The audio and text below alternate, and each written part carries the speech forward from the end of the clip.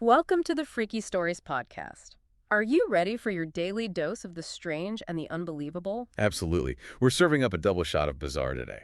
Stories that will make you think twice about booking that exotic vacation or strapping on your VR headset. Yeah, we're going deep today. A freaky probe, you might say, into two tales that twist reality and challenge the limits of human resilience.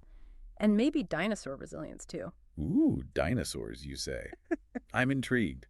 Lay it on me. All right, first up, we've got a story that starts out like a dream come true. Winning a vacation to a dinosaur safari park. Okay, I'm picturing lush jungles, majestic creatures, state-of-the-art safety features. Haha, well, hold on to that image for a second. See, we're going to dissect a flash fiction story about two friends, Sarah and Ben, whose dino safari takes a bit of a prehistoric turn for the worse. A turn for the worse, you say. So maybe those safety features aren't as state-of-the-art as one might hope. Let's just say duct tape and a prayer might be involved. But before we get to the chaos, let's set the scene. Sarah, she's ecstatic about the trip, can't stop talking about all the real live, probably won't eat us dinosaurs. Probably won't eat us. That's reassuring, I guess. Yeah. But I feel like there's a but coming here. Oh, there's definitely a but.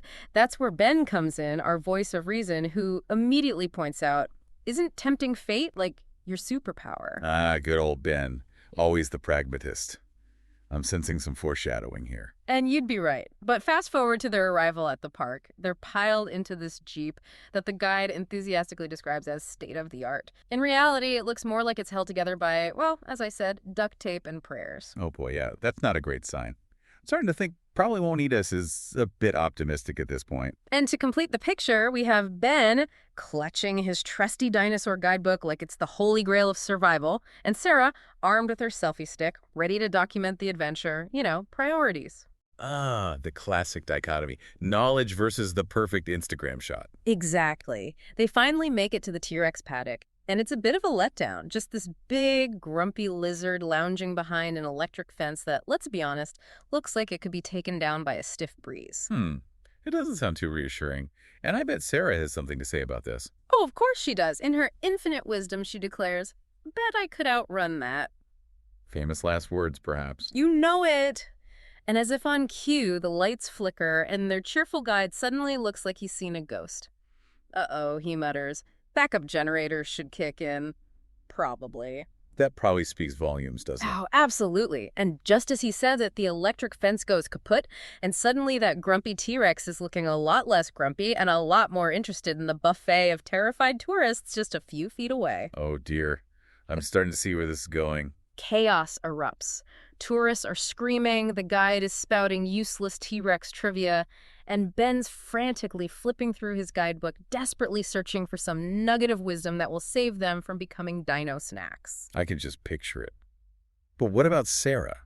Surely she has a plan. Oh, Sarah's got a plan. As the T-Rex is charging, she's scrambling up the nearest tree, flimsy as it may be, yelling, "It has a perfect view of my butt, Ben!" Huh? Well, at least she's got her priorities straight. I mean, got to protect those assets, right? You gotta give her credit for her quick thinking, I guess.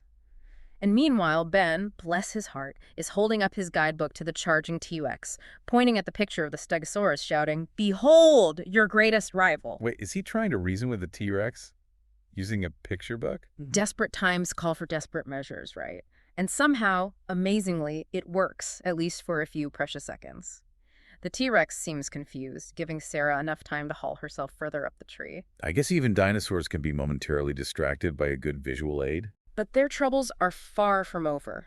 The park, it turns out, is basically a dinosaur buffet from hell, and they spend the next few hours dodging raptors, outsmarting triceratops, and generally trying not to become prehistoric roadkill. So much for that relaxing vacation, huh? Right.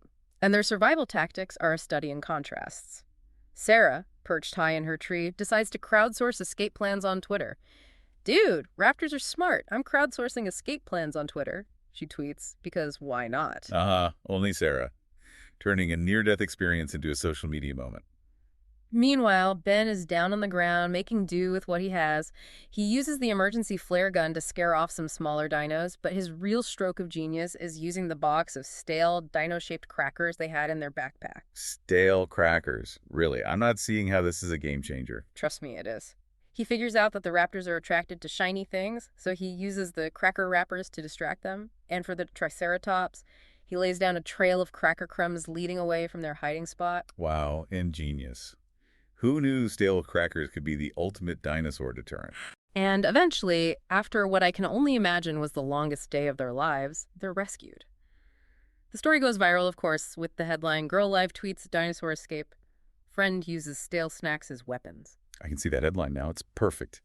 Terrifying, hilarious, and utterly unforgettable. Exactly. And back home, safe and sound, Sarah, ever the optimist, is already planning their next adventure, something like skydiving or whitewater rafting, something way less hazardous than a dinosaur safari. In Ben. Yeah.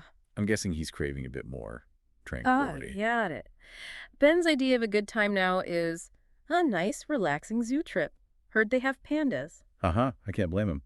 Pandas sound pretty appealing after a dinosaur rampage. Okay, so that was our prehistoric adventure. Now let's switch gears and dive into the digital realm for our second flash fiction story about two friends, Maya and Alex, whose VR gaming session goes seriously haywire. We start with Maya. She's in her happy place, fully immersed in medieval fantasy mode, expertly dodging pixelated arrows, declaring, "This is so my jam." Ah, the joys of a good VR game. But I'm guessing Alex isn't sharing in her enthusiasm. Not exactly. You see, he's stuck in the same game, but having a decidedly less enjoyable experience. He's basically being eaten alive by pixelated zombies. Oh, yikes. That's not ideal. I'm sensing a clash of gaming preferences here. You could say that. Alex is pleading with Maya to please switch genres, but before they can even decide on a new setting, things take a turn for the weird.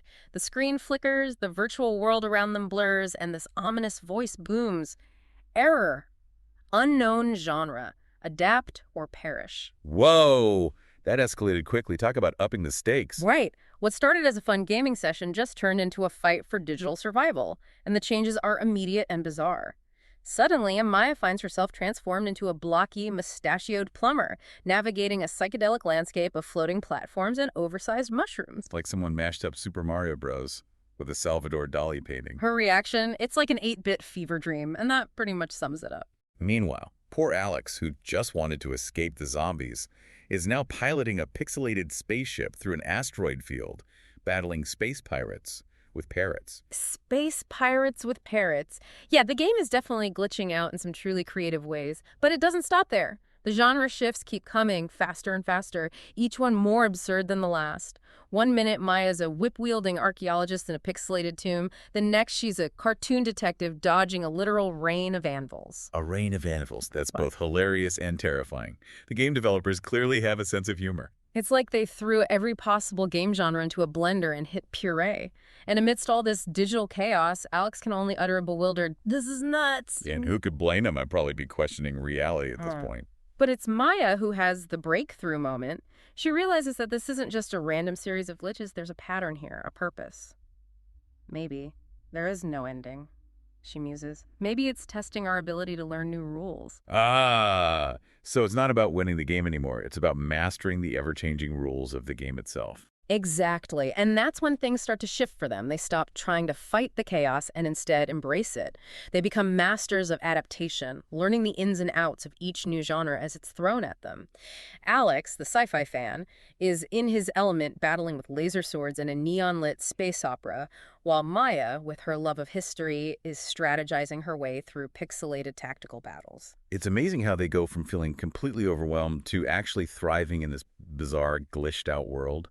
It speaks to the adaptability of the human spirit, doesn't it? It really does. And just when they're starting to think they could do this forever, the screen glitches one last time, and they're back in the bland, generic VR lobby as if nothing happened. Back to reality, or at least virtual reality as they knew it. The ominous voice returns one final time to declare, "Challenge complete. System reset." It's as if the game itself is acknowledging their success, and the tech who comes to check on them is totally bewildered. He mumbles something about the glitch making the game seem almost sentient. Sentient. Okay, that's a bit creepy. Makes you wonder what's really going on inside those complex algorithms. Right. Maya and Alex, though understandably disoriented and probably a little motion sick, share a knowing grin. They might be exhausted, but they're also buzzing with adrenaline. They went through a digital ringer and came out the other side, not only intact, but somehow stronger. And the story ends with a subtle but powerful image. Back in the real world, Maya finds herself analyzing her daily commute like it's a platformer game, looking for the most efficient routes and hidden shortcuts. And Alex. He's suddenly seeing hidden objectives in his math homework, finding a new level of engagement in what used to seem mundane. That's a fantastic way to end it. It shows how this bizarre VR experience has actually changed their perception of the real world, making them more aware, more adaptable, more ready to face whatever challenges come their way. And that, my friend, is the power of a good glitch. Sometimes it's the unexpected detours that teach us the most valuable lessons. So there you have it, folks. Two freaky stories that took us from a dinosaur-infested safari park to the depths of a glitching VR game. Who knew that survival could hinge on social media savvy, stale snacks, and the ability to adapt to a constantly shifting reality? They're reminders that even in the most bizarre and challenging circumstances, human ingenuity, resilience, and a dash of humor can make all the difference. If you enjoyed this freaky probe into the unexpected, be sure to rate and follow the Freaky Stories podcast. We'll be back with more tales of the strange and the unbelievable soon. Until then, keep your wits about you, your snacks close at hand, and remember, sometimes the freakiest stories are the ones that make you think long after they're over. See you next time.